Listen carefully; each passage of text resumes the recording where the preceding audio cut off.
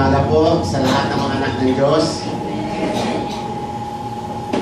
Sa araw po na to, ating pong tatalakayin yung isa sa mga tinatawag na many facets of salvation. Ang pagliligtas sa atin ng Panginoon ay napakaraming stages. From election to predestination. Tapos, nung tayo ay tinakdan ni God, wala pa ang daigdig, itinakdan ni God. Sinabi niya na kung sino-sino ang kanyang liligtas.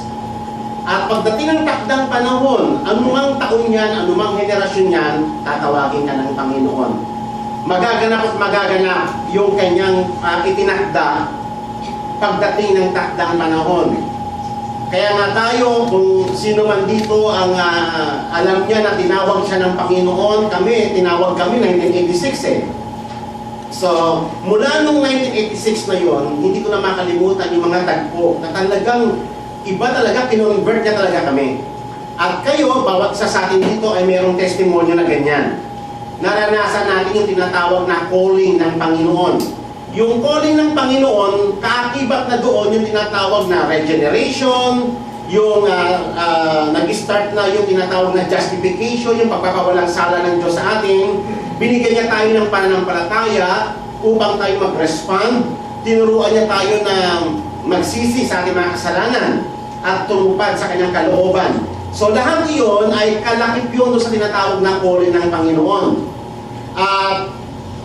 Pagkatapos doon, sabi sa Romans chapter 8, those whom He called, He justified, and those whom He justified, He sanctified, and those whom He sanctified, He glorified. Nakita niyo yung ang daming stages ng salvation na yan. Bagaman tayo ay ligtas na tayo, pero alam pa natin mga kapatid, yung kaligtasan iyan ay may kaganapan pa yan hanggang sa tinatawag na glorification. Kaya na tayo, inuutosan tayo ng Panginoon. Work out your salvation with fear and trembling. Mabigat po na statement yan. Hindi mo po pwedeng baliwalain yan. Ibig sabihin, bawat isa sa atin, bagaman tayo ay ligtas na, inuutusan pa tayo ng Panginoon na i-work out pa natin yan. Sapagkat ang kaganapan yan ay magaganap sa tinatawag na glorification. Na kung saan body, soul, and spirit, buong pagkatao talagang ligtas na. Okay? So napakaraming area na iniligtas tayo ng Panginoon. Sa araw na to ay pag-aaralan natin yung tinatawag na preservation and perseverance. O maaari nagugulat kayo, no? Bahagi ba yan ng tinatawag na salvation? Yes. Kasi isipin nyo, no? Ako nga mga kapatid, iniisip ko, no? Nung bago ko niligtas ng Panginoon, ilang beses na munting-puti kang mamatay, dahil sa aking mga kasalanan. Na-preserve ako ng Panginoon. Kaya nga lagi ko yung tinetestimony na i-preserve ako ng Panginoon bago ko tinawag ng Panginoon. Kasi tatawagin niya ako, i-preserve ka niya eh. At ngayong ako ay tinawag ka ng Panginoon, ngayong naranasan ko na kanyang pagliligtas, patuloy niya akong pinipreserve. Ang dami niyang preservation sa akin, magpahanggang ngayon. Kung ako man ay nakakatayo sa inyong harapan, hindi na ito dahil sa akin, kundi yung preservation power ng Panginoon. At ito yung isang mahalagang facet ng salvation na pag-uukulan natin ngayon. At alam ko lahat kayo ay makapag-relate dito. Sapagkat walang taong niligtas si God na hindi niya pinipreserve. At ito po yung tinatawag na the doctrine of preservation and perseverance. Dalawa po yan. Preservation and perseverance. Kaya nga po mga kapatid, dito po sa ating pong pambungad na scripture, sa may John chapter 10, ang pinag-uusapan po rito ay yung shepherd. Sino po yung shepherd dito? I am the good shepherd, sabi ni Jesus Christ. So, defined na po yun. Sinabi na po ng John yun. Si Jesus mismo, from His very mouth, dineclare niya that He is the good shepherd. Ngayon, ang tanong dito, ikalawang tanong, sino ang kanyang sheep? So, yan po yung dalawang tanong. Kasi, yung sheep ay dalawang klase. Meron yung nakikinig sa kanyang tinig at meron yung hindi nakikinig sa kanyang tinig. At dito po natin makikita kung sino ang tupa ng Panginoon. Kaya nga po, tignan niyo po yung preservation. Ang ipe-preserve lang ng Panginoon ay yung kanyang mga sheep. Makikita niyo yan sa may book of John. John chapter 10, verse 24. Sabi niya rito, sabi ng mga Hudyo, then the Jews then gathered around him and were saying to him, How long? How long will you keep us in suspense? Bitin na kami. Sabihin mo na kung talagang ikaw yung Kristo. Sabi nilang ganon. Pero hindi sila sinagot ni Jesus. Sinabi na, ako nga. Pero ang sabi ni Jesus ganito, Jesus answered them, I told you, but you do not believe. You do not listen. Ang dami ng declaration ng Panginoon, ang dami na nagpapatotoo, even yung demon-possessed nagsasabi na siya yung Christ. Yung Samaritan woman, siya nagsabi na Christ siya. Overwhelming yung nagpapatotoo, yung ginagawa niya, yung itinuturo niya, yung testimony niya na siya galing sa Ama, but they don't believe. Ano ang sabi ng Panginoong Yesus? You do not believe the works that I do in my Father's name. This testify of me. Yung words pa lang ngayon ay malinaw na nagsasabi na siya yung Mesiya. Yung mga pagpapagaling, yung mga himala na ginawa niya, yun ay declaration na dumating na yung Mesiya. But they don't believe. They don't listen. Kaya nasabi ng Panginoon, but you do not believe because you are not my sheep. So merong sheep ang Panginoon at meron din siyang hindi sheep. Okay, pag-usapan po natin yan. My sheep, sabi niya gano'n, ito ang katangian ng kanyang sheep. My sheep, what? Here's my voice. Isa po yan sa mga palatandaan na ating pag-uusapan ngayon. Ang tupa ng Panginoon na kanyang ipipreserve ay nakikinig sa kanyang panawagan. Pangalawa, and I know them. Si Jesus Christ mismo ay nagtetestify, kilala ko sila. Pag-usapan po natin yan. Pangatlo, they follow me. Yan po mga mahalagang quality or works of the true sheep or genuine sheep ng Panginoon. And ito po yung privilege ng pagiging tunay na sheep ng Panginoon. I will give them eternal life and they will not perish and no one will snatch them out of my hand. My Father who has given them to me is greater than all, and no one is able to snatch them out of my Father's hand. I and the Father are one. Mabigat po ito. Ito po yung foundation ng tinatawag na the doctrine of preservation. Pag ikaw ay niligtas ka ng Panginoon, kalakip doon yung ipipreserve ka ni God. Pag-usapan po natin yan. What is the purpose of preservation? And what is the goal of preservation? Sa atin, madalas natin Lord, iligtas mo po ako pag mayroon ba mga problema ang pinagdadaanan, pag mayroon kang mga sakit ang pinagdadaanan, o kung anong mga kaguluhan sa buhay, you always pray to God, Lord, save me, Lord, heal me, Lord, preserve me. Pero tignan natin po ang purpose ng preservation. Lahat nga ba ay pinipreserve ng Panginoon? Malinaw sa may Biblia na ang tupa niya lang ang kanyang pipreserve. And no one can pluck them out from the hands of God. Amen. Nasa Bible ba ninyo yan? Okay, verse 27. John chapter 6, verse 37. Okay, punta po tayo, John chapter 6, verse 37.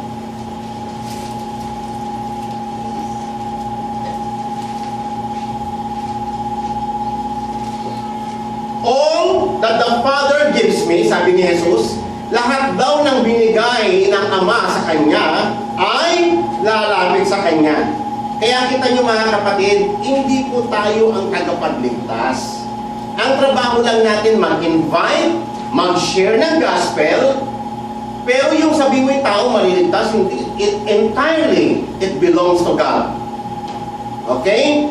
Ang sabi ng Panginoon, lahat ng kanyang tinawag, lahat ng ipapadala ng Ama, pagdating ng takdang panahon, pag nagsalita na yung shepherd, lalapit sila sapagkat alam nila yung tinig ng kanilang shepherd.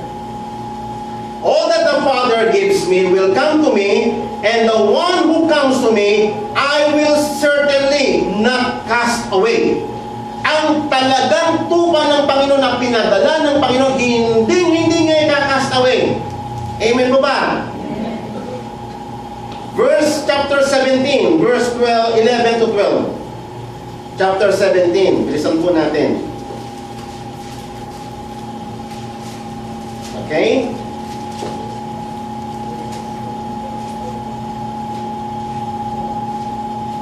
John chapter 17, verse 11 to 12. I am no longer in the world, and yet they themselves are in the world. I come to you, Holy Father, keep them in your name. Ang ibig sabihin, Lord, preserve them in your name. The name which you have given me, that they may be one, even as we are one. While I was with them, I was keeping them in your name. Habang ako nasa sa inyo, habang ako nasa kanila, na i-preserve sila para sa iyong pangalan. Which you have given me, I guarded them. Binantayan niya sila na i-preserve sila, and not one of them perish, but except the son of perdition, so that the scripture might be fulfilled. Walang nawala sa lahat ng pinadala ng Ama sa Kanya. Except yung talagang hindi talaga kasama, si Judas. Okay? So that the scripture will be fulfilled. So wala talagang nawala doon sa mga pinadala ng Ama sa Kanya. John chapter 18, verse 9.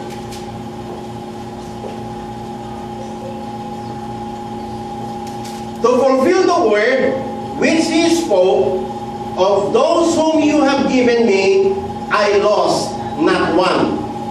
So makikita niyo mga kapatid, yung mga talagang tupa ng Panginoon, very obviously, ay under the protection of God.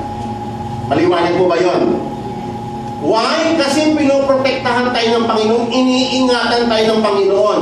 Hindi hahayaan ng Panginoon na ang isa man sa atin ay mawala at walang makapagpa-pluck out muna. Sino man, kahit si Satan, hindi niya kayang i-pluck out ang isang tao sa kamay ng Panginoon. Nagkakaintindihan po ba tayo? Ito po yung mga napakagandang perspective, mga kapatid, na makita natin kung gaano kalawak yung ginagawa ng Diyos sa atin sa pagliligtas niya sa atin. Upang ang ating confidence ay huwag sa ating mga sarili, kung hindi sa Panginoon na tumawag at nagligtas sa atin. Because God is sovereign, He has the power to preserve us. Amen po ba? Okay. So ngayon, isa sa mga talakayin po natin, sino ba yung mga totoong tupa ng Panginoon? Yan po ang isa sa mga importante sa may paksa na ito. Sapagkat yung mga tupa niya lang ang ipipreserve ng Panginoon. Malinaw po yan. Basahin po ninyo ang John chapter 10. Okay, we are talking about preservation. Tatandaan po natin na all who profess faith in God are sheep of God. Tama? Hindi lahat na nagpo-profess ng faith. Isa na po sa example ng mga Pariseyo ito. Yung mga nandito po, yung mga tumutuloy sa kay Jesus Christ, sila ay mga, may faith din sila. Isa po siya sa mga dapat may tuwid sa ating mga doktrina. Akala po natin, common po narinig sa mga ibang mga pastors o mga preachers na yung faith daw ang nakapagliligtas. Totoo nga ba? Faith in itself can save anybody? No! Hindi po nakapagliligtas ang faith. O, maaari na siya kayo. Pastor, sabi sa Ephesians chapter 2, sabi sa by, through, and by faith. Ibig sabihin, channel yung faith para maligtas ka. Hindi yung faith itself. Ang mga faith healer, may faith din yan eh. Ang mga atheist, may faith din sila sa kanilang mga sarili. Ito mga Pharisees, may mga faith din yan. Pero malinaw na hindi sila tupa ng Panginoon. Nasa Bible ba ninyo? Not all faith is saving faith. Isa po yan sa mga mahalagang maintindihan natin. Kung hindi yung faith in Christ Jesus, faith in the atoning work of the Lord Jesus Christ, Yun po yung pananampalatayang nakapagliligtas. Yung direction o yung focus ay si Yesong Kristo. Amen. Otherwise, kaya mong iligtas sa sarili mo. Kung faith lang, kasi ang lahat ng tao may faith. But it is not faith. Yung faith natin na makilala ang Panginoon is a gift of God. God is the Savior, not our faith. But He course through yung ating pong kaligtasan sa pamamagitan ng ating paniniwala kay Jesucristo sa kanyang atoning work, sa redemptive work, na kompleto na yung kanyang ginawa, at tayo po ay, ang requirement ng legal sa atin ay manalig tayo at sumunod sa kanyang mga alituntunin. Amen. Ito po'y pagliligaw lamang. Okay, so mga kapatid, ano po yung tatak ng totoong tupa ng Panginoon? At bawat isa sa atin dito, mga kapatid, ay magandang ma-engage po natin ang ating mga sarili. Okay, maganda, meron ka ng faith. Hindi katulad ng faith ng mga Pharisees. They don't believe in the Lord Jesus Christ. They don't believe na siya yung mag-aatong ng mga kasalanan. But they have faith. But their faith cannot save them. Pero tayo, mga kapatid, meron tayong pananampalataya. At ang ating pananampalataya ay directed through Jesus Christ. Pero mga kapatid, hindi lang po yun ang requirement. Ang sabi ni Jesus, unang-una, ang tatak o marka ng kanyang mga totoong tupa, my sheep, sabi ng gano'n, hear my voice, and they follow me. Tayo ba'y nakikinig sa tinig ng Panginoon? Tayo ba'y sumusunod sa ating pong pastol? At si Jesus mismo, dineclare niya, I know them.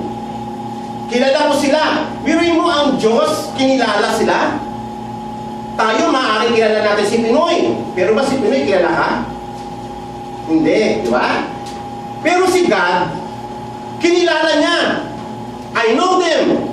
Naalala niyo yung Matthew 7:21 hanggang verse 23? Ano ang sabi niya roon? Hindi lahat ng tumatawag sa akin ng Panginoon, Panginoon ay papasok sa kalay ng langit, kundi yaon lamang sumusunod sa kalooban ng aking Ama na sa langit.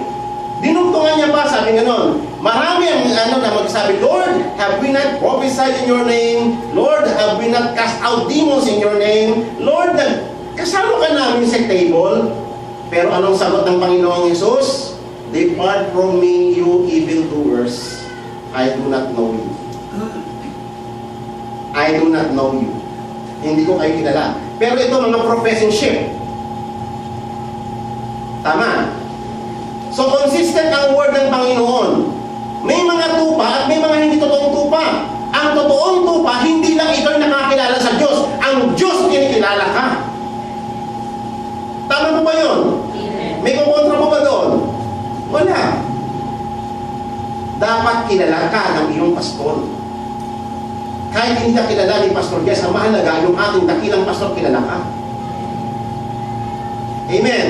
Amen. Ang mga mahirap po nun, kilala ko kayo, pero ang Panginoon hindi kayo kilala. Ito ang mahirap nun. Amen. Magpakilala po tayo sa ating Panginoon. Mahalaga po yan. So, yan po yung mga matitibay na ebidensya. Ang Panginoon, kinikilala tayo na kanyang mga tupa. Pangalawa, sabi niya sa 2 Timothy chapter 2 verse 19, this is my favorite verse. The Lord knows who are His. Nakikilala doon ng Panginoon kung sino sa Kanya. Those who name the name of the Lord shall depart from iniquity. Ang ganda pong verse yan. 2 Timothy 2 verse 19. Kilala ng Panginoon kung sino sa Kanya. Yung lahat ng umiiwas sa kasalanan, sila ang mga tupa ng Panginoon. Okay? So ngayon, ang aking mga tupa ay nakikinig sa aking tingin. Alam niyo po ba, sabi po sa Romans chapter 10 verse 17, ano po yung pandinig? Sabi po sa Romans, faith comes from hearing, and hearing the words of Christ. So, ito pong yung ito po yung analogy. Ito po yung figurative speech ng Panginoon. My sheep knows my voice. Ibig sabihin, Kapag ikaw, pagtupa ka ng Panginoon, pag ikaw ay naipredestin ng Panginoon, pag tinawag ka ni God, tutugon ka. Amen. At ito po yung tinatawag na hearing faith. Nabuksan yung ating tainga na makinig sa Panginoon. Tingnan niyo ibang mga tao, walang hearing faith. Kahit na sabihin mo ang Word of God, wala sa kanilang dating. Maraming tao mayayaman, mga abogado, mga politiko, wala sa kanilang Word of God. Parang tinatawa-tawanan pa nila. Kasi hindi bukas yung kailang hearing faith. Pero tayo mga kapatid, kaya natin napapakinggan ang Panginoon. Kasi binigyan niya tayo ng panampalataya upang mapakinggan natin yung kanyang tinig. Kaya ang tawag po dyan ay hearing faith. Kaya napapakinggan natin yung tinig ng Panginoon. It is the gift of God. Okay. So ngayon, dati, noong tayo mga patay pa, wala tayong kakayanan na mag-respond sa panawagan ng Panginoon. Pero nung binuhay tayo ni God, namulat tayo na ang tumatawag sa atin ay hari ng mga hari, and God is summoning us. God is calling us to do the work for His kingdom. Amen. Yung panawagan ng Panginoon sa akin, kaya tayo nakinig, kaya tayo tumutugon, dahil tayo napakinggan natin yung tinig ng ating hari, at inuutusan niya tayo na magtrabaho sa kanyang kaharian. Ayan po ang purpose ng kanyang calling. Okay? Nakapag-respond tayo sa kanyang calling because of the faith that He supplies sa ating buhay. Pangalawa, my sheep, follow me. Ang aking tupa ay susunod sa akin. Ibig sabihin, kung saan ang Panginoon, nandoon siya. Tingnan po natin, alam niyo po ba doon sa may Revelation chapter 14, yung 144,000, punta lang po tayo saglit ng Revelation chapter 14. Saglit lang po, bago tayo punta sa may doctrine of preservation. Isettle muna natin yung mga tupa ng Panginoon. Sino po ang mga tupa ng Panginoon? Ang tupa ng Panginoon ay nakikilala ng Panginoon.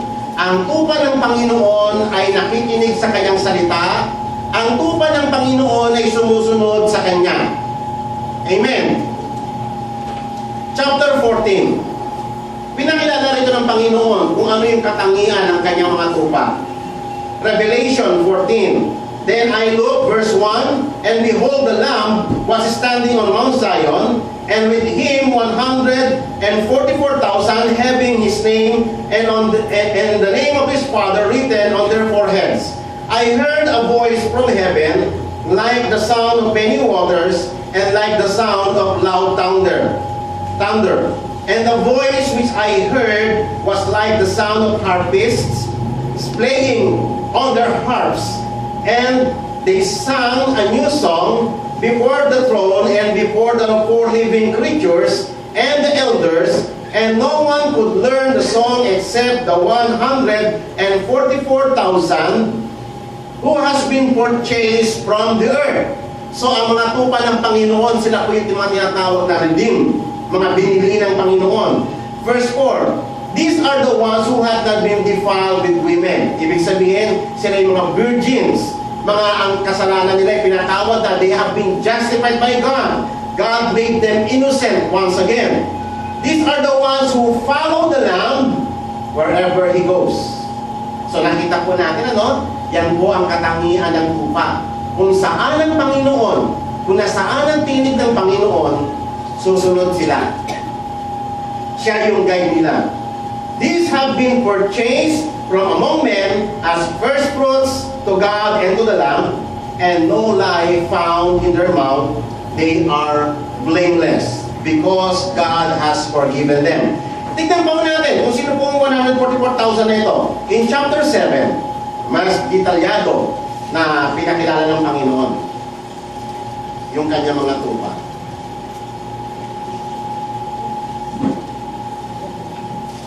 Naalala ninyo yung Matthew 16 verse 24?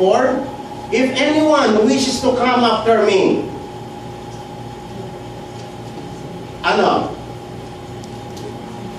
let him first deny himself. ang mga tupa ng Panginoon, mahirap sumunod sa Diyos hanggat hindi mo alam na itinay ang iyong sarili. Alam nyo ba, sa sarili natin, isa yan sa mga unang obstacle sa paglapit natin sa Panginoon. Kaya marami sa atin hindi nakakasunod sa Panginoon dahil yung sarili niya ang umahadlang. Amen po ba? Kaya nga, ang unang-unang nire-require ni God, let them deny himself. Pangalawa, take up his cross. Ay mga kapatid, ang pagsunod sa Panginoon, hindi po laging masayang tunay. Naalala ko, may kanta po kami niyan eh. Ang buhay ng Kristiyano ay masayang tunay. Sayawan kami nung unang panahon. Pero nung kami nang tagal-tagal sa Panginoon, hindi pala gano'n yun. Bagaman totoong masaya, pero ang dami palang sufferings. Kaya ang dami mga Kristiyano ang nagsibak-slidan dahil hindi niya naiintindihan yung purpose ng calling. Akala niya, pag nasa Panginoon ka, wala ka ng problema. Dapat sa Panginoon ka, mayaman ka. Pag nasa Panginoon ka, wala ka mga hardships, sufferings, tribulation, persecution. Hindi ganun. Baliktad lahat. Lagi natin na-encounter ng ganyan. Kung wala yung preservation ng power ng Panginoon, wala na tayo ngayon, mga kapatid. Amen? Salamat sa Panginoon. Kasama yan sa programa yan ng pagliligtas sa atin. Preservation. Okay. So ngayon mga kapatid, if anyone wishes to come after me, first, let him deny himself. Sino po rin tutupan ng Panginoon? Amen? At least meron kaunti. Ayaw i-deny, no? May problema sa pag-deny ng sarili. Pangalawa, take up his cross. Ay talaga mga kapatid. Ay may sufferings. Punong-puno ng sufferings ang pagsunod sa Panginoon. Then, panghuli, follow me. Ayan, no? Pagkalinawan po tayo, yan ang tupa ng Panginoon. Susunod yan sa Panginoon, pero buhat-buhat niya yung krus niya. Nilalatig mo siya, dinuduran, paano ginawa sa Panginoon, dinuduran, inalimpusta, nire-reject, lahat-lahat na. Hanggang sa pinako sa krus. Ganun po, kung saan pumunta ang Panginoon Ilalala niyo yung pillar of clouds in the Old Testament. Pag pumunta yan sa wilderness, punta yan doon. Walang comfort sa wilderness, mga kapatid. Doon, puro mga scorpions, poisonous snakes, grabe. Hindi po comfortable na maging Kristiyano. Hindi comfortable ang sumunod sa Panginoon. Amen. Iiwan natin ang ating comfort zone. Kakalimutan mo ang iyong sarili. Kasi ang sarili natin gusto nito, puro yung maanuan sa Kanya. Yan po ang ating mga sarili. Pero hindi po ganun ang pagsunod sa Panginoon. Amen? Tandaan niyo po yan. Magandang verse po yan. Memory verse. Matthew 16:24. Pero dito po sa Revelation chapter 7, ipinakita niya na mas detalyado yung mga tupa niya. Yung mga sumusunod sa Kanya. Dito po, sinaysay dito yung 144,000. And in verse 9, after these things, I look and behold, a great multitude, which no one could count, from every nation, and all tribes, and people, and tongues, standing before the throne, and before the Lamb, clothed in white robes, and palm branches were in their hands. And they cried out with a loud voice, saying, Salvation to our God, who sits on the throne, and to the Lamb. Wow! Yan po ang declaration ng mga redeemed. Yan ang declaration ng mga niligtas ng Panginoon. Yan ang declaration ng lahat ng mga tupa ng Panginoon. Salvation belongs to God. Why? Saan kasi ang Panginoon niligtas ka tayo sa lahat ng ating pinagdaanan sa buhay. Bukang bibigyan sa mga mundo. May pinagdadaanan kasi. Yan, mga bukang bibigyan. Tayo mga kapatid, marami rin tayong pinagdadaanan. Pero God is preserving us. Amen? Pinipreserve tayo ng Panginoon. Kaya nga ang ating confidence, ang ating confession, ang ating declaration, Lord, salamat po. Ang salvation ay sa'yo. Pinagaling mo ako. Binigyan mo ko ng lakas. Sinustain mo ako. Iningatan mo ako. Muntik na ako madupilas, Panginoon. Pero hinuwakan mo ang kamay ko. Iyan ang declaration ng mga tupa ng Panginoon. Kaya natin declare mga kapatid. Verse 11, and all the angels were standing around the throne, and around the elders, and the four living creatures, and they fell on their faces before the throne and worshiped God, saying, Amen! Blessing and glory, and wisdom, and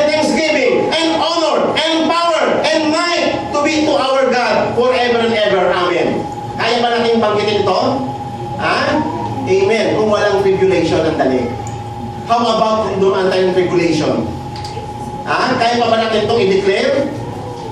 Oh Lord, to you belongs all the glory, all the honor. Pero sinasaksak ka, pinapalo ka, sinitadyakan ka, tinuduraan ka. And Lord, to you all the dominion and power and might. O, di ba? O, tinanong po kung sino po itong mga tao ito. Tuloy po natin, verse 13.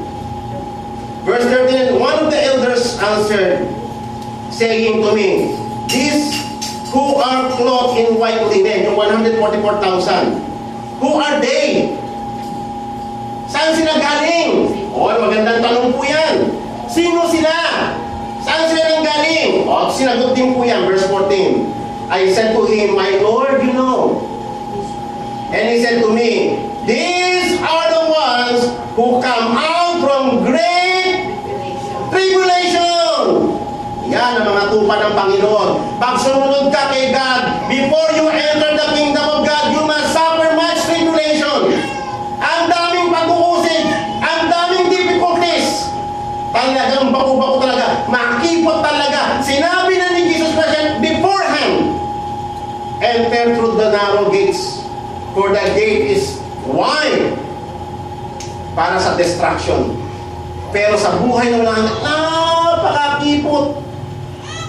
Naranasan na po ba natin lahat yung pero kakipot? Iiyak ka talaga eh. Ako narinig ko itong taong ito, dami kong iyak. May mga time na parang ayoko na, give up na ako, alam nyo lahat yan. Pero salamat sa Panginoon, the Lord has preserved me. As the Lord preserve you. Kaya nga wala tayong pagmamalaki sa ating mga sarili. Ang Panginoon ay nagsusustain sa ating lahat. Kaya nga natin panalangin lagi, Lord, salamat po, for you have sustained me all those years, O Lord God. Sinustain mo ako, kaya ako nakakatayo ngayon dahil ikaw, Panginoon, because of your saving word. You have preserved me, O God. Kaya nga mga panalangin ni David sa may Psalms, lagi mo maririnig yung salita, Lord, preserve me, O Lord. Eh, may kasama ba natin sa panalangin niya, O God, mga kapatid? I-preserve tayo ng Panginoon. Ito yung 144,000. Ito yung mga katangian ng ship ng Panginoon. They follow the Lamb wherever He goes. Kung dadaan ng Lamb sa tribulation, dadaan din tayo mga ship sa tribulation. And at doon sa gitna ng tribulation, they wash their robes and make them white in the blood of the Lamb. Amen?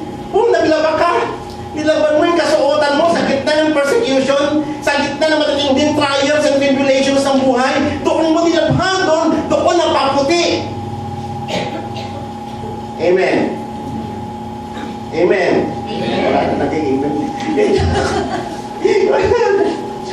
Kasi pinapakita po ng Panginoon kung ano yung tama. Sa gitna ng kapighatian natin, doon tinitignan ng Panginoon na malalabhan yung ating mga kasuotan. Doon niya papaputiin. Doon natin makikita yung kapangyarihan niya. Yung kapangyarihan niya, paano tayo i-preserve. Doon natin makikita yung kapatid sa gitna ng kapighatian. Dadaan tayo doon, kapatid. Hindi natin kaya iwasan yan. At alam niyo po ba, ito po yung maganda. No? Nakita na po natin yung katangian ng ship. Na totoong ship ng Panginoon. They hear the voice of God. They follow Him. And even the shepherd himself recognize them. Okay? So ngayon, punta na po tayo sa tinatawag na the privilege of the ship. Yung pribilehiyo ng tunay na ship ng Panginoon. Sinabi niya ito kanina sa may verse 27 to 28. Ano po yung privilege? Sa may verse 28, I give them what? Eternal life. Yan ang unang-unang privilege niya. Bibigyan ko sila ng buhay na walang hanggan. Pangalawang pribilehyo, they will never perish. Pangatlong privilege, no one can snatch them out of my hand. Kaninong kamay? Kaninong kamay? Kamay niya. Nakasulat ko dyan Kaninong kamay po yan? Sa kamay ng Panginoong Jesus. Sa may verse 28, inulit niya uli. The Father who is greater than me, who has given them to me, is greater than all. And no one is able to snatch them out of my Father's hand. O, dalawa po yan eh. I and the Father are one. Kaya nga po pumasok po yung idea na yan. Kasi ang nag-iingat sa atin, ang nagpe-preserve sa atin, is the Trinity God. Amen. Hindi lang si Jesus ang nagpe-preserve sa atin. It is also the God the Father. It is also God the Holy Spirit. He preserved us. And that is the assurance, mga kapatid, ng ating preservation. Wala na bang hihigit sa assurance na yan, kundi yung assurance that the living Trinity God preserve us hanggang sa umabot tayo doon sa tinatawag na glorification. Amen? So ngayon, mga kapatid, tignan po natin ito. Ano po bang ibig sabihin ng preservation? Ang mga tao lagi kong panalangin yan eh. Uy, pag-pray mo naman ako, pastor, para naman makapunta ako na, para naman walang mangyari sa amin. Eh, pastor, natakot kami, pag-pray mo naman kami. Pastor, babiyahin kami, pag-pray mo naman kami. Ang mga tao, gustong-gusto na yung preservation ng Panginoon. Yung iligtas na ng Panginoon. Pero, wala naman silang ginagawa para sa Panginoon. Sa tingin ninyo, ipipreserve sila ng Panginoon? Hindi. Hindi sila kasama sa preservation ng Panginoon. Malinaw ang Scripture. Ang ipe-preserve lang ni God ay limited doon sa kanyang mga tupa.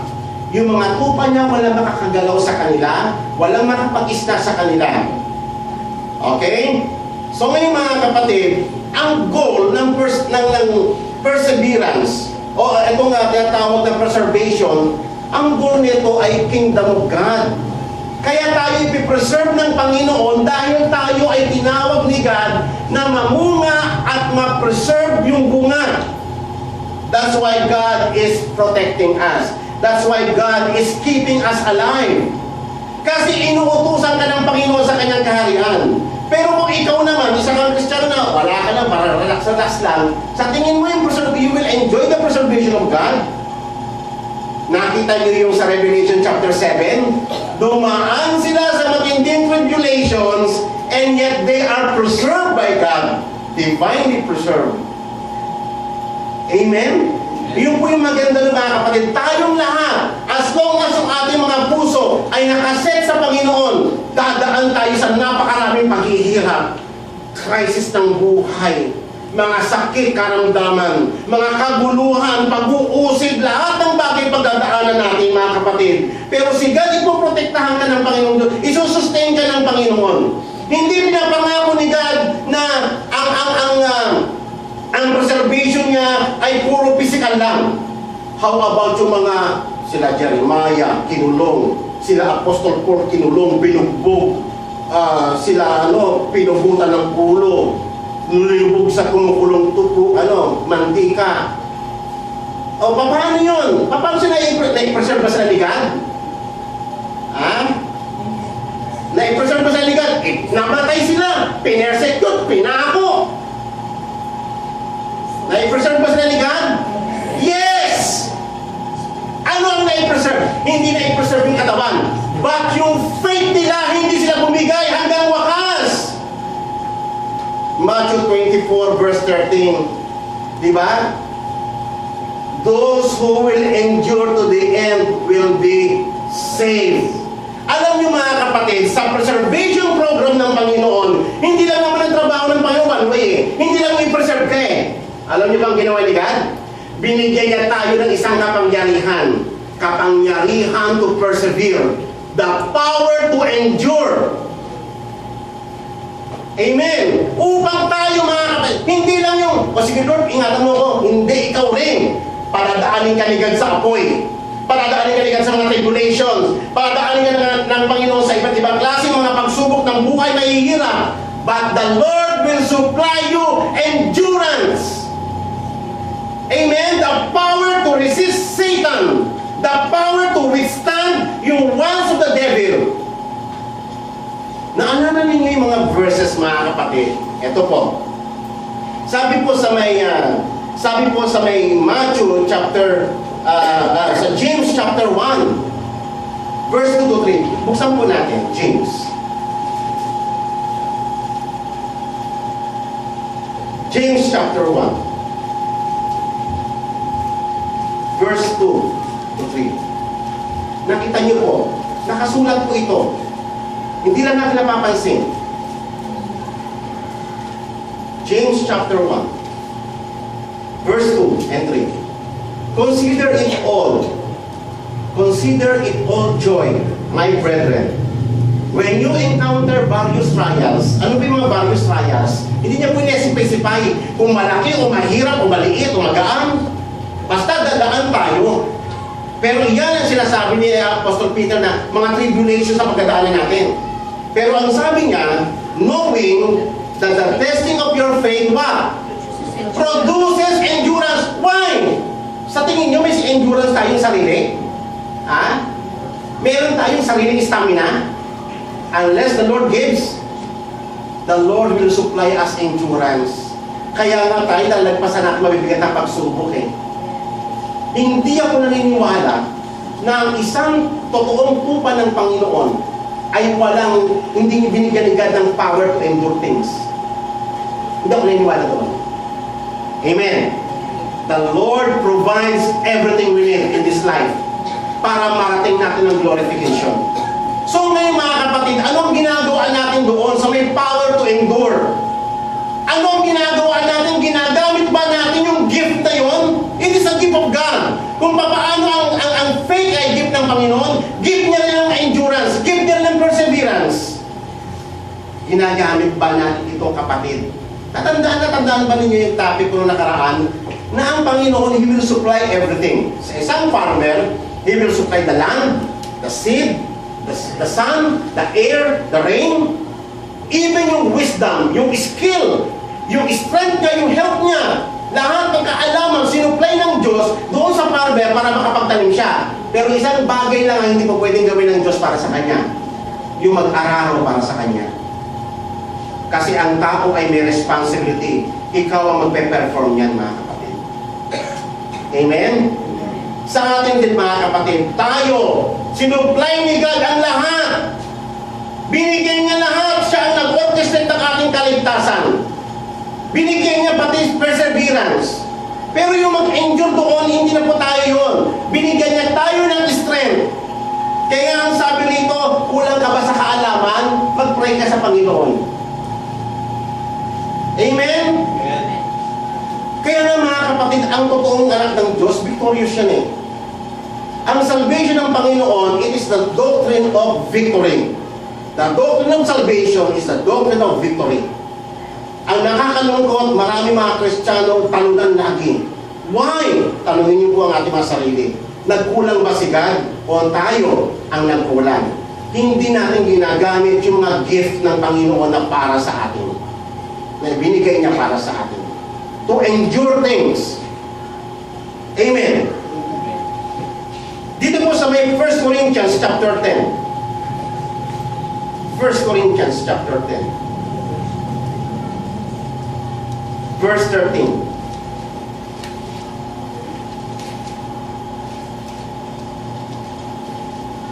Tatandaan po natin, hindi po tayong author ng salvation. At hindi rin po tayong assurance para mapanatili natin yung ating mga sarili sa may salvation. It is God who save us and it is God who sustain us. Tandaan po natin yan.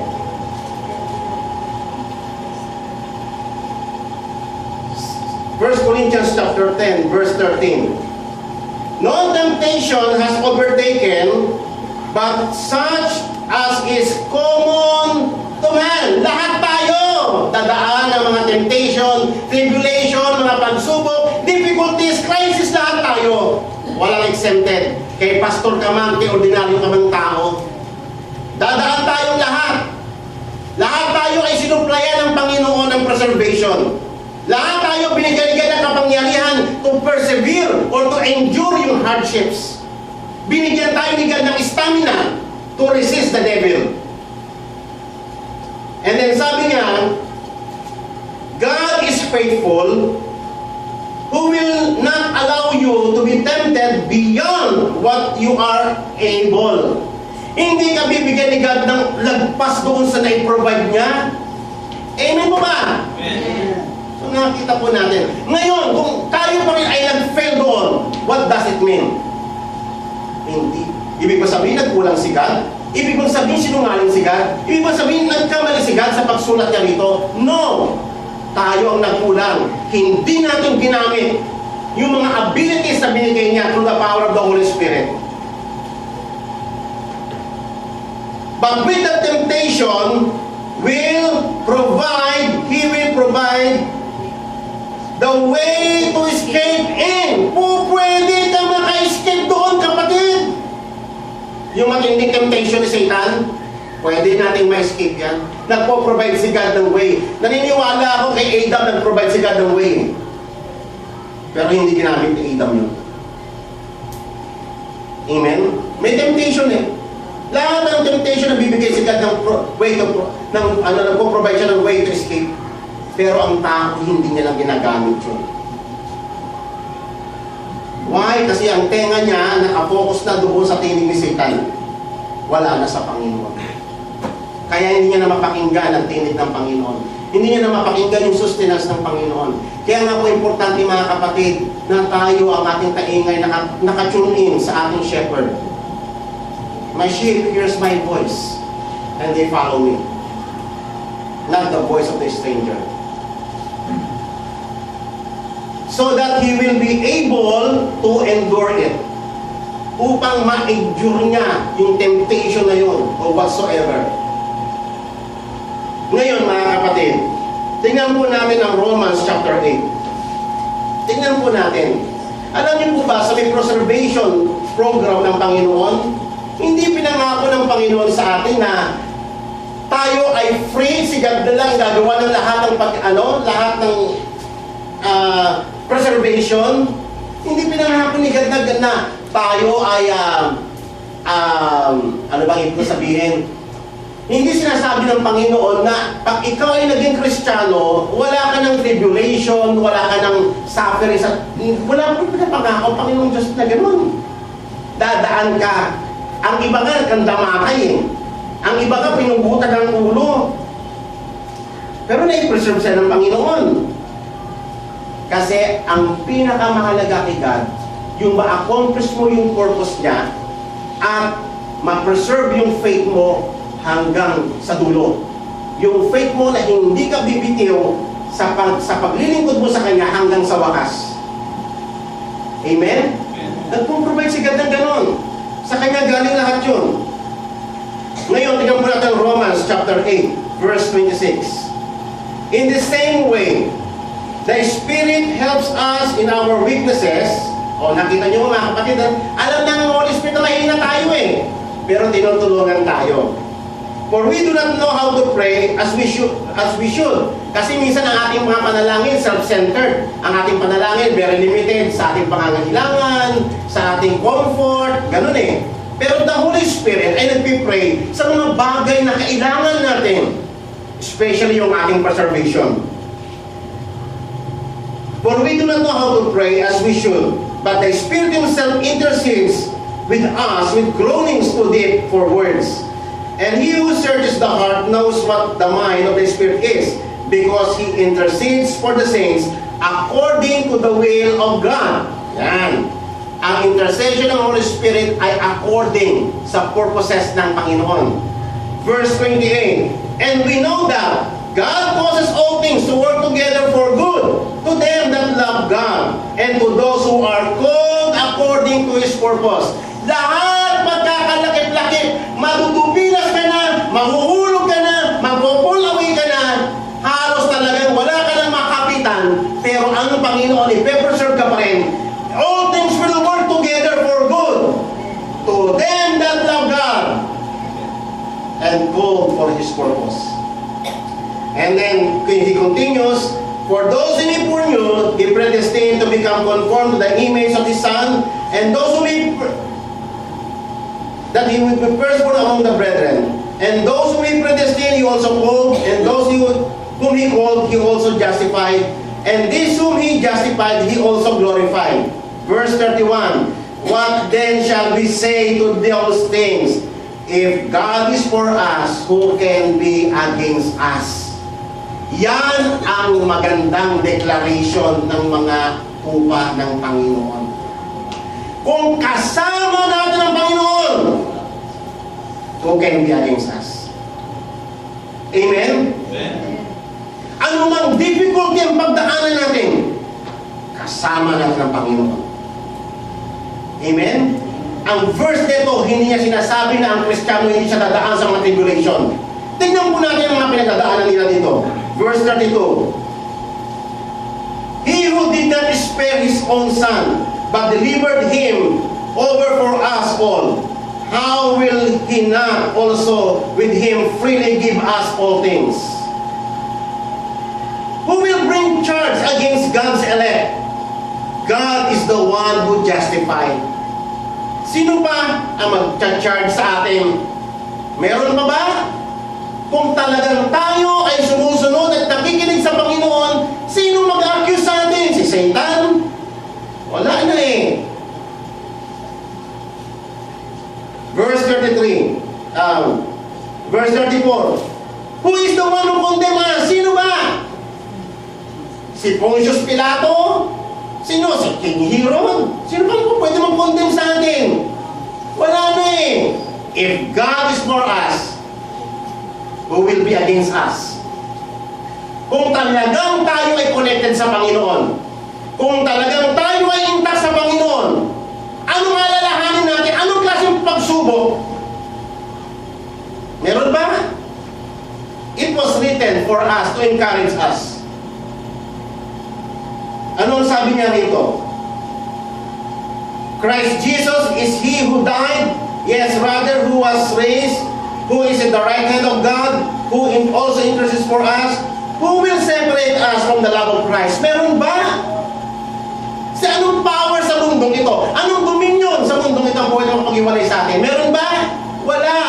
Kung ikaw ay nasa Panginoon, kung ikaw ay nasa ilalim ng protective program ng Panginoon, walang makapag-iwalay sa atin.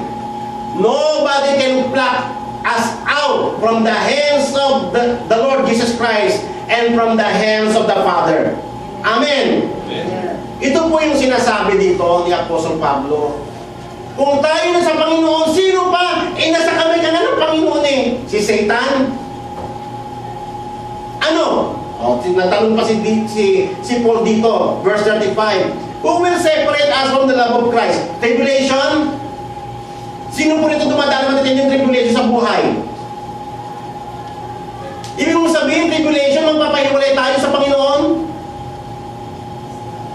Ano? Distress? Ano? Persecution? Kaya ba tayong ihiwalay niya sa Panginoon? No, the Lord will keep us. The Lord will preserve us. Wala. Yan ang sagot dito sa tanong ni Apostol Pablo. Walang makapag-iwalay tayo sa atin sapagkat tayo ay nasa kamay ng Panginoon. Nasa kamay tayo ng Trinity God. Tribulation. Ang dami natin dinaanan ng tribulation. Sa church na nito, dami na ng tribulation. But who can separate us from the love of Christ? Ang sagot ko dyan, wala. Kahit minsan tayo, nag-attempt na tayo na, ayoko na, give up na ako. But the Lord has preserved us with His mighty hand. Yung purpose niya pa rin ng kapangyayari. Who can separate us? Yan ang isang magandang tanong para sa ating lahat. Who can separate us? Tribulation, distress, persecution, panglalait ng tao. Ano? Ano ang po pwede? Makapag-iwalay sa... Wala. Ayan po ang sagot. Walang makapag-iwalay sa atin. Famine, crisis sa buhay, nakedness, peril, sword, just as it is written, For your sake, we are being put to death all day long. We were considered as sheep to be slaughtered. Kinot po to sa Psalms chapter 44, verse 22. Ang buhay po ng isang sheep ng Panginoon para tayo na sa may katayan. Araw-araw. Amen? Hindi po comfortable na maging tupa ng Panginoon. Memorize natin ang the Lord is my shepherd. I shall not want. He makes me to lie down in green pasture. Isang banda lang po yun nang makita po natin kung papatay, iniingatan, pinipreserve at sinusustain ng Panginoon. Pero ang totoong tupa ng Panginoon, dadaan niyan sa matitinding mga pag-uusig, kapigatian, kagipitan, kagutuman, kahubaran, kamatayan, dadaanan natin lahat yan. But the Lord will preserve us even unto death. Kahit patayin nila yung itong katawan na ito, the Lord will preserve us. Yung faith natin hindi bibigay. Yung pag-iling ko dati kay God, hindi natin i-give up yan. Why? The Lord is preserving us.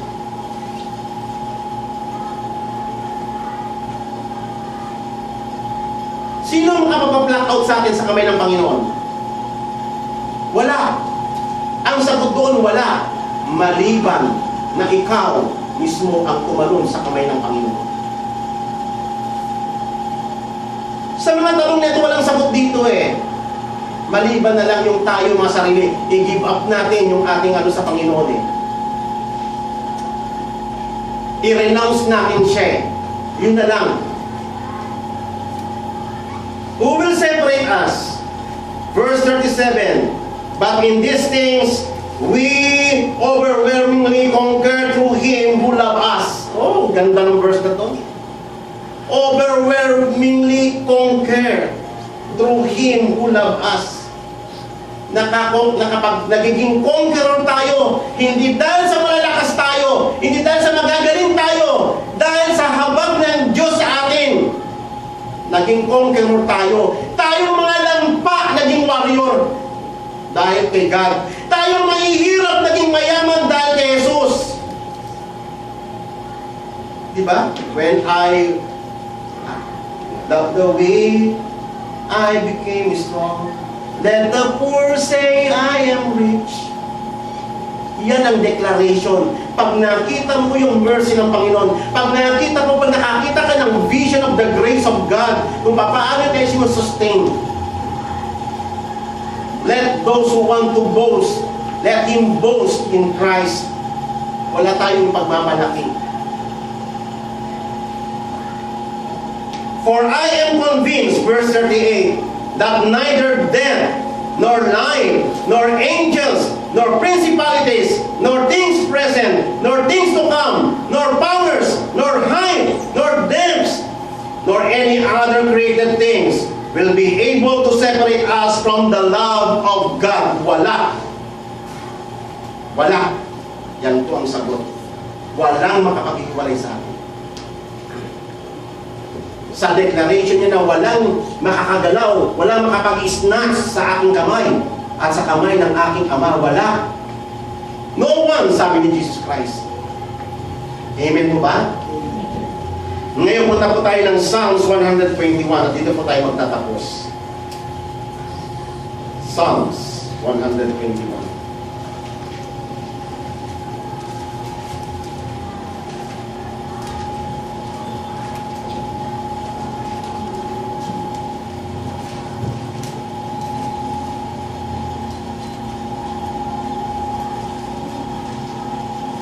Psalms 121.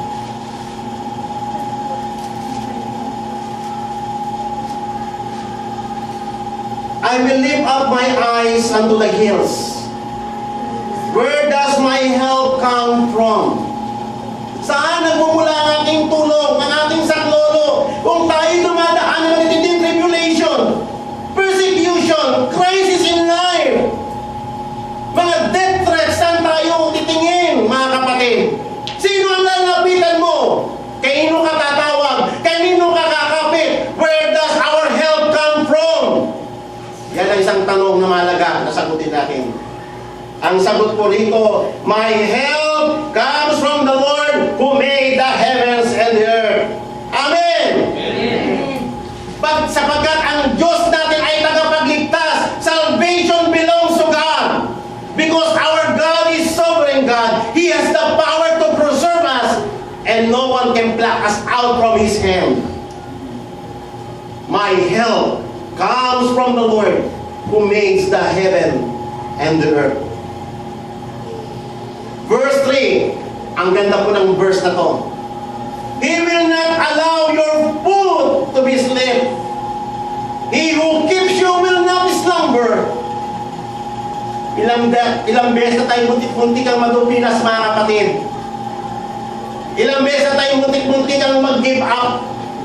Ilang beses na tayo muntik-muntik ang mapahamak. Muntik-muntik ang mamatay. Muntik-muntik ang puro muntik lang. Why? Because the Lord is our keeper. The Lord is our preserver. We boast in the Lord, for salvation belongs to God. Ang Diyos natin hindi natutulog.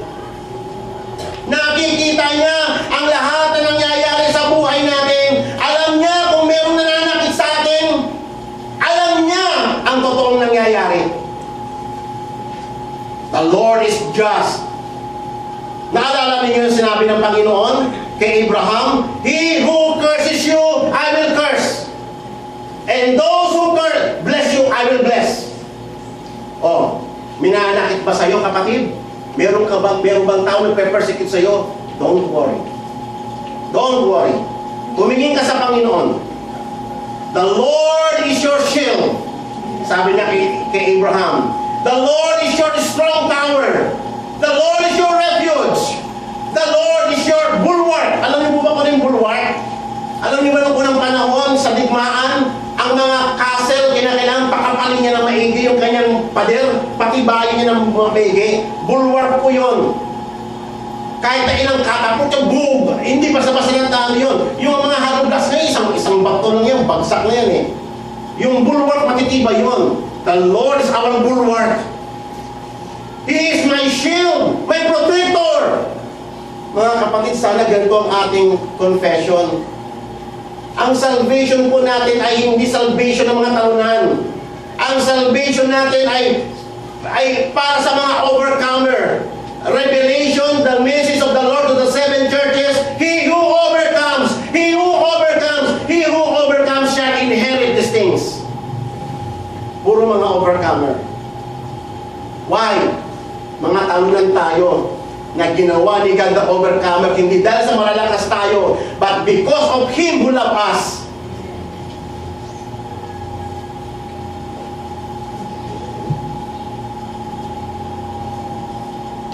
He who keeps Israel will neither slumber nor sleep. Ang Diyos natin walang kahinaan. Hindi siya inaantok tulad natin. Hindi siya natutulog. Isa man saglit ng ating buhay, hindi nalingid sa Kanya. Alam niya ang lahat na nangyayari sa ating buhay. Alam niya. Exactly. Kaya don't worry. Sabi ng Panginoon, vengeance is mine. I will repay. Amen? Amen.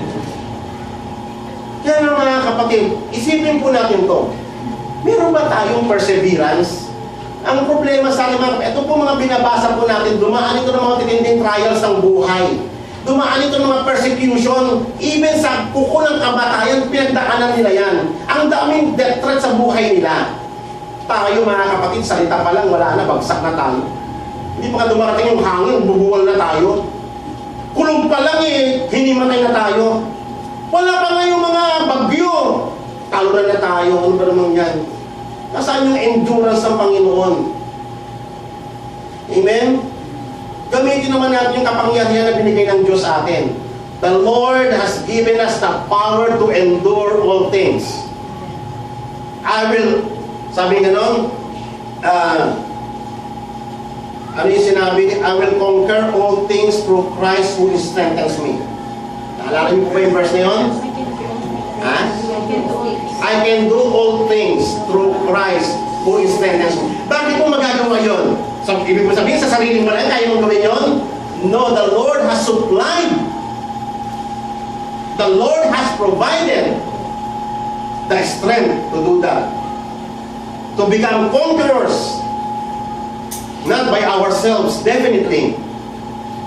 But because of Him. The Lord is your keeper. The Lord is your shade on your right hand. Wow! Kita nyo anong papantay, pinaprotect ng Panginoon, pinapreserve.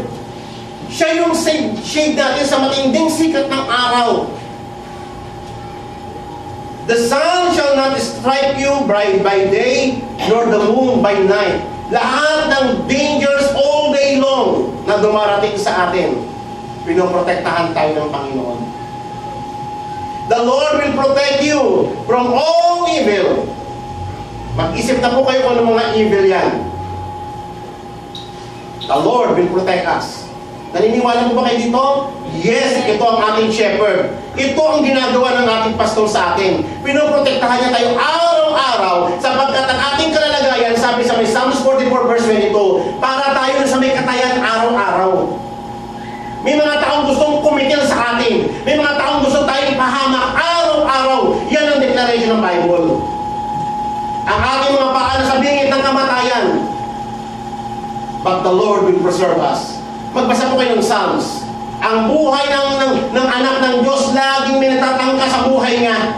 Laging may gustong manakit sa kanya. Di ba? Nabasa niyo ang Psalms. Yan ang laman ng Psalms. But the Lord is our shield, our bulwark, our strong tower, our refuge. Yan ang confession natin lahat, mga kapatid. The Lord will protect you from all evil. He will keep your soul. The Lord will guard your going out and your coming in from this time forth, even forevermore. Ang ganda, hindi po ba? Basahin niyo pa yung Psalms 91 para mabusog kayo lalo. Grabe po yung Psalms 91 na yun. He who dwelleth in the secret place of the Most High shall abide under the shadow of the Almighty. Ang ganda-ganda po, sabihin niyo po, andyan, 10,000 may fall in my right hand, and 1,000 may fall in my right hand, 10,000 in my left hand. Ang Panginoon po, protektahan ka. Even He will send His angel para sa iyo na hindi ka mai-strike ng iingatan ka ng angels. As long as tayo ay nag-work for the kingdom of God, the Lord will protect us. Tatandaan po natin ang goal ng preservation ng Panginoon ay hindi self-centered. It is God-centered. Pinoprotektahan tayo ng Panginoon for what purpose? In order for us to accomplish the purposes of God, our mission here on earth. That is the purpose of preservation. Alongside with preservation, He provides perseverance and endurance. Amen? Amen. Salamat sa Panginoon. Tayo pong lahat ay tumayo. Lord, purihin ka. Salamat po, Panginoon. Lord, ang lahat ng taong gusto magmalaki, Ikaw lang ang pwedeng pagmalaki. Sino kami, Panginoon? Anong mabuti meron sa amin? Wala, Panginoon. Lahat kami ay bagsak sa iyong paningin. Ikaw lang, O Lord, ang sustain sa amin. Ano man ang aming standing ngayon, ito ay dahil sa iyong kagandahang loob. Kinahabagan mo kami, Panginoon. Tinulungan mo kami sa lahat ng aming mga kahinaan. Binigyan mo kami ng lakas na ma-overcome po namin ang aming mga sarili. Unang-una, higit sa lahat ang aming mga sarili, Panginoon. Sapagkat ito ang number 1 na sagabal sa paglapit namin sa iyo, Panginoon. Lord, teach us, Father God, to take up our cross daily, that we may learn how to follow you. Even doon po sa death, Panginoon, we will follow you. Sapagkat kung sinabi mo, he who loves his life will lose it. And he who laid down his life for your kingdom and for your purposes shall have it. Panginoon, salamat po sapagkat ang lahat ng bagay ay nagagawa lamang namin dahil sa iyo na nag-iingat sa amin at nagpo-provide ng lahat ng aming pangangailangan. Purihin ka, O Diyos! Sambahin ka sa aming kalagitnaan. Ikaw lang ang aming pinagmamalaki. Ikaw lang ang aming sasambahin magpakailanpaman. Ikaw lang ang aming Diyos ng aming pamilya. Sa iyo lang kami kakapit magpakailanpaman. Ikaw lang, sa iyo nagmumula ang aming tulong. Panginoon. Ikaw ang aming manggagamot, ang aming lakas, ang aming tagumpay. Purihin ka, Panginoon, sa pangalan ni Jesus. Amen.